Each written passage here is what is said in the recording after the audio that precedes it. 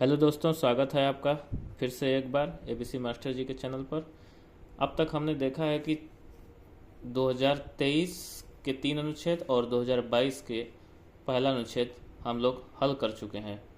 बच्चों, अब इस वीडियो में हम अनुच्छेद नंबर 2 को हल करेंगे। आप सबको पहले से ज्ञात है कि नवोदय विद्यालय की परीक्षा में 4 अनुच्छेद आते हैं भाषा से। भाषा के 20 नंबर के प्रश्न में से 20 नंबर के प्रश्नों से 20 प्रश्न जो आएंगे, 5-5 प्रश्न एक एक अनुच्छेद से आते हैं। जैसे यहाँ पे आप सामने देख रहे हैं कि अनुच्छेद नंबर 2 से 5 प्रश्न हैं, 66, 67, 68, 69, 70। ये पांचों क्वेश्चन आपको यह अनुच्छेद पढ़ कर देना है। तो चलिए शुरू करते हैं। देखिए, एक बार हम गांव गए जहां अनेक परिवार अपने बनाए हुए चिकनी मिट्टी के बर्तन बेच रहे थे। बहुत आहिस्ते आहिस्ते और समझ के पढ़ना है हमें। वहाँ हमें किसी परिवार के बनाए कृत्रिम फल और सब्जियों ने बहुत आकर्षित किया। हमने वहाँ ऐसे उत्तम आकारों और रंगों के बने सेब, संतरे और टमाटर देखे कि असली और उनमें अंतर करना मुश्किल था। प्रत्येक ने उनकी बहुत प्रशंसा की। एक बार हम गांव गए थे और वहाँ पे हमने देखा कुछ कि चिकनी मिट्टी के बर्तन बेच रहे थे कुछ परिवार, और कुछ परिवार कृत्रिम फल बनाए थे चिकनी मिट्टी के, और सब्जी बनाए थे। और इतना वो आकर्षित था कि उसमें क्या कहा, उसके उत्तम आकार और रंगों से बने सेब और टमाटर की असली और नकली में अंतर करना मुश्किल था।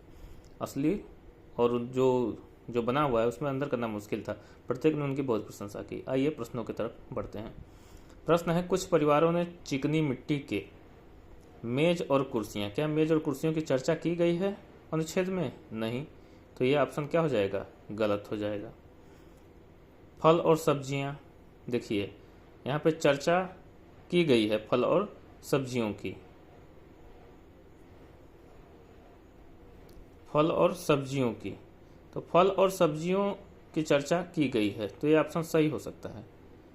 नीचे लिखा खिलौने और बर्तन। खिलौने और बर्तन, देखिए यहाँ पे चिकनी मिट्टी के बर्तन बेच रहे थे, लेकिन खिलौनों की चर्चा नहीं की गई। बर्तन की चर्चा है, खिलौनों की नहीं है। इसलिए क्या हो जाएगा? ये ऑप्शन क्या हो जाएगा? रॉन्ग हो जाएगा बाबू। ये ऑप्शन रॉन्ग है, क्योंकि इसमें खिलौनों की चर्चा ऊपर के अनुच्छेद में नहीं की गई है। गुल्लक और गेंद, इसकी भी चर्चा नहीं की गई है। इसलिए आपका कौन सा ऑप्शन सही होता है? नंबर 2 वाला ऑप्शन सही हो जाता है। तो ध्यान से पढ़ना है। यहाँ पे कन्फ्यूजन है कि भाई बर्तन तो यहाँ बर्तन बेच रहे थे, जल्दीबाजी में क्वेश्चन नहीं करना। इसमें खिलौनों की चर्चा नहीं की गई है, इसलिए पहला प्रश्न थोड़ा सा ध्यान देकर आपको इसका जवाब देना है। आगे देखिए, फल और सब्जियों ने बहुत आकर्षित किया, इसलिए फल और सब्जियाँ सही हैं, क्योंकि ये दोनों हैं, इनकी चर्चा, दोनों की चर्चा की गई, जबकि यहाँ पर खिलौनों की चर्चा नहीं की गई है। आगे देखें, हम मुश्किल से ही प्राकृत और फलों और असली में अंतर कर सकें। कृत्रिम फलों और असली में अंतर कर सकें, मूल फलों और असली में अंतर कर सकें, यथार्थ फलों और असली में अंतर कर सकें। देखिए ऊपर क्या लिखा है, किसी परिवार के बनाए कृत्रिम फल और सब्जियों ने बहुत आकर्षित किया, और उसी में से अंतर कर पाना मुश्किल था। प्राकृत तो मतलब जो टमाटर ओरिजिनल है वो उसी को बोलते हैं प्राकृत। मूल मतलब जो ओरिजिनल है, एक ही बात है। यथार्थ का मतलब होता है वास्तविकता से ही। तो ये तीनों ऑप्शन क्या हो जाएंगे? चाहे मूल हो या यथार्थ हो या प्राकृतिक हो, ये क्या है? गलत है। कृत्रिम यहाँ पे देखिए सही है, और यहाँ पे कृत्रिम, इसलिए कृत्रिम ऑप्शन क्या हो जाएगा? सही हो जाएगा। अगला प्रश्न देखिए, है तो अनुच्छेद से, लेकिन यह प्रश्न थोड़ा सा व्याकरणिक दृष्टिकोण से पूछा गया है।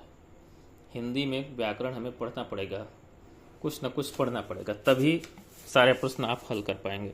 अब देखिए, ऐसे शब्द है, ऐसे शब्द कहाँ इस्तेमाल हुआ? देखिए, हमने वहाँ ऐसे उत्तम आकारों और रंगों के बने सेब, संतरे और टमाटर देखे। तो ऐसे क्या है? क्रिया है, क्रिया विशेषण है कि समुच्चय बोधक है कि विशेषण है? देखिए, क्रिया तो नहीं है, क्योंकि क्रिया से कार्य का होना पाया जाता है, और यहाँ पे ऐसे में कोई कार्य का होना नहीं पाया जा रहा है, इसलिए क्रिया क्या है? ये गलत हो जाएगी। विशेषण को देखा जाए तो विशेषण डायरेक्ट विशेषण भी नहीं है। यह डायरेक्ट विशेषण, ये विशेषता बता तो रहा है, विशेषता बता रहा है। ऐसे किसकी विशेषता बता रहा है? ऐसे विशेषता बता रहा है सेब की, ऐसे विशेषता बता रहा है सेब की, और ऐसे विशेषता बता रहा है संतरे की कि ऐसे संतरे मैंने पहले नहीं देखे, ऐसे टमाटर मैंने पहले नहीं देखे, ऐसे सेब मैंने पहले नहीं देखे। हाँ, ऐसे लोग कहते हैं ना कि ऐसा सेब नहीं देखा मैंने, तो ये विशेषण तो है। समुच्चय बोधक है नहीं। क्रिया विशेषण माने ऐसा विशेषण जो क्रिया की विशेषता बताए, तो ऐसा क्रिया की विशेषता नहीं बता रहा है, किसकी विशेषता बता रहा है? सेब, संतरा और टमाटर की विशेषता बता रहा है। तो जो विशेषण सेब, संतरा और टमाटर की अर्थात संज्ञा की विशेषता बताए, ये सब संज्ञा हो जाएंगे। और जो विशेषण संज्ञा की विशेषता बतलाता है या ऐसे सर्वनाम जो संज्ञा की विशेषता बतलाते हैं उसे कहा जाता है सर्वनामिक विशेषण। तो ऐसे क्या है? ऐसे सर्वनामिक विशेषण है। ऐसे, वैसे, ऐसा, वैसी, ये सब सर्वनामिक विशेषण है क्योंकि ये संज्ञाओं की विशेषता बता रहे हैं। तो क्रिया विशेषण नहीं है, समुच्चय बोधक नहीं है, और ये क्या हो जाएगा? विशेषण हो जाएगा क्योंकि ये सर्वनामिक विशेषण है। अब सर्वनामिक विशेषण ऑप्शन में नहीं है, इसलिए आप क्या करेंगे? सीधे विशेषण पे टिक कर देंगे। ठीक, आपके लिए विशेषण ही पूछेगा, इतना डीप नहीं जाएगा कि सर्वनामिक विशेषण, लेकिन जानना जरूरी है।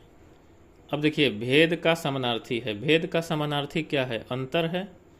समान अर्थी मतलब समान अर्थ दे। भेद मतलब भेद करना अर्थात अंतर करना। तो पहला ही शुरू हो जाएगा। मिश्रण का अर्थ होता है किसी चीज़ का घुला हुआ हिस्सा, उसे कहा जाता है मिश्रण। और भ्रम तो एक भ्रम की स्थिति है जो कि भेद से अलग है। अशुद्धि भी बिल्कुल अलग चीज़ है, इसलिए यहाँ पे क्या सही हो जाएगा? अंतर सही हो जाएगा। प्रत्येक का वही अर्थ है जो विशिष्ट का अर्थ है, सटीक का अर्थ है, कि हर एक का अर्थ है, कि कुछ का। प्रत्येक मतलब एवरीवन, जो कहा जाता है एवरीवन, इंग्लिश में कहते हैं एवरीवन। तो प्रत्येक विशिष्ट, एवरीवन तो विशिष्ट हो नहीं सकता, सटीक भी नहीं हो सकता है। सम आर नॉट प्रत्येक, कुछ लोग प्रत्येक नहीं हो सकते हैं, इसलिए क्या हर एक का मतलब ही है प्रत्येक। तो हर एक यहाँ पे सही होगा क्योंकि हर एक, आप कहते हैं ना हर एक वस्तु, हम हर एक वस्तु देख रहे हैं, मतलब हम प्रत्येक वस्तु देख रहे हैं। थोड़ा देसी शब्द है, आप समझ सकते हैं। तो इस तरह देखें कि आपने अनुच्छेद 2 को बड़ी आसानी से कर लिया, और इसमें आपने देखा कि एक हमें व्याकरणिक दृष्टिकोण से एक ज्ञान वाली चीज़ मिली। ऐसे क्या है? एक सार्वनामिक विशेषण है।